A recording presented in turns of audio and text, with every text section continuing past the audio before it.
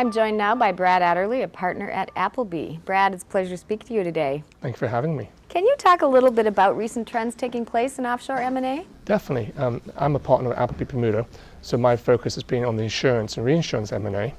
Bermuda is one of the largest reinsurance capitals in the world, and what we've seen in the last 5 years is a large consolidation of the reinsurance market in Bermuda.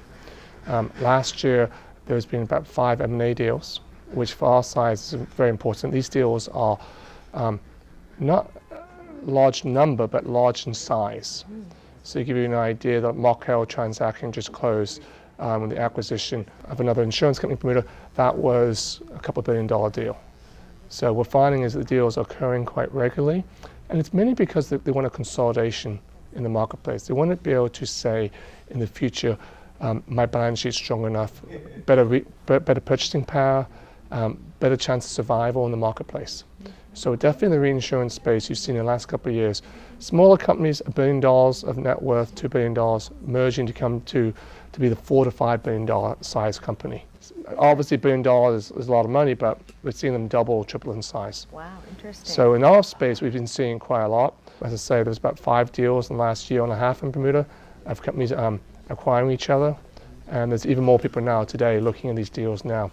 So I wouldn't be surprised if this year we see 1 or 2 more insurance, reinsurance transactions in Bermuda. What other kinds of deals are you seeing taking place? In the M&A space, what we generally see, we don't see as many minority shareholder purchases.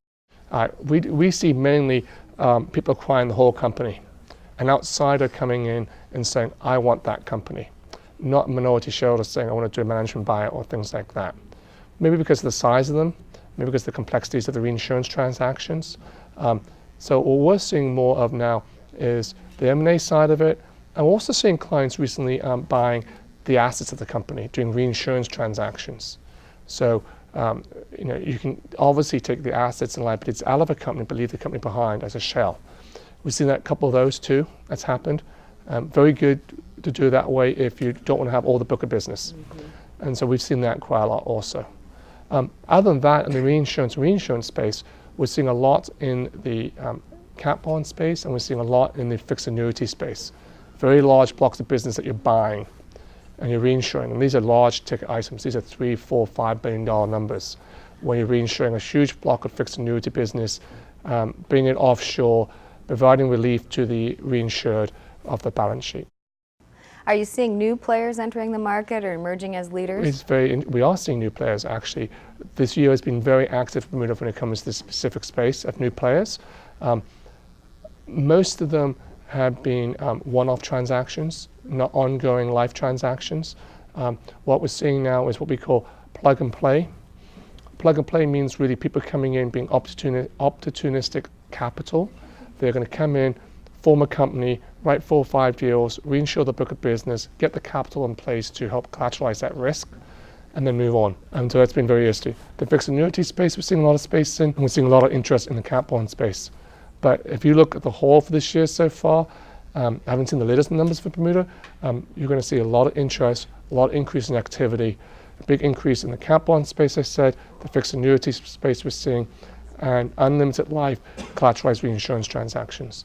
And so I think you're going to see this year our numbers in Bermuda for insurance companies will be quite high. Okay. Any areas of risk going forward for M&A deal makers? I don't think there's any specific new areas of risk. I think the same issues that were raised 5 years ago, 6 years ago still apply in Bermuda. We now have the chance to use different structures. We used to just have an amalgamation law, now we have a US merger law too. But for us, the issues involved do not change what structure you use. So it's still the same issues. So I don't really see new issues coming to the fore. Brad, thank you very much for your observations. Thank you very much.